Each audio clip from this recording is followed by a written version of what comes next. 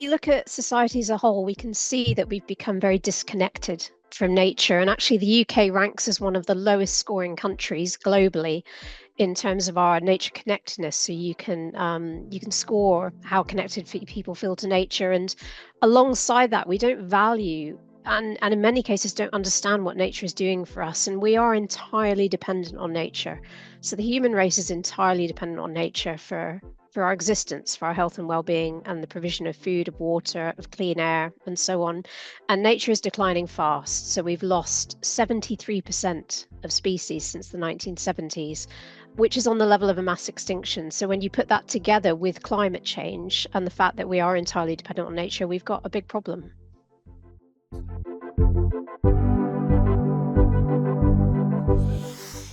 We want to see a proper valuation of nature so that it becomes investable. And that's something that we're seeing happening alongside climate action in a big way in the UK now. And certainly at the Wildlife Trust, we've done studies that value the role of nature in things like health and well-being. We've done one recently on natural flood management.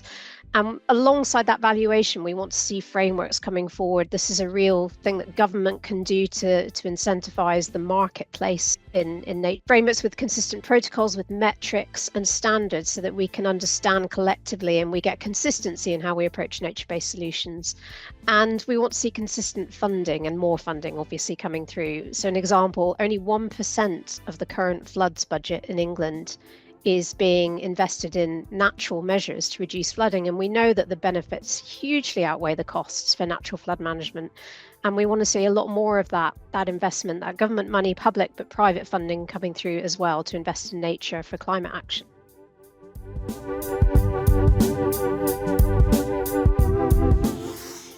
Yeah, I would really champion the Dasgupta review here. This was a review of economics of nature that was done for the Treasury a few years ago, and that review was really seminal in pointing out that we don't value nature in economic thinking at the moment. We don't value the stock of nature and the services it provides.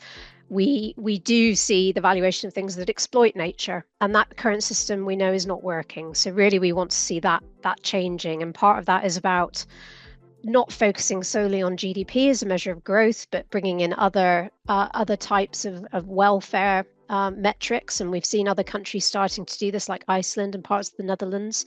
We want to use measures of productivity that account for the impact on nature that they're having and the use of nature as well. And we want to see things like the protection of regulation. Environmental regulation is there for a very good reason. It's there to address market failures and make sure that we're protecting the stock of nature, which is not being valued in classic investment thinking. And it's very, very easy to let that regulation slide, and we really need to be championing regulation at this time.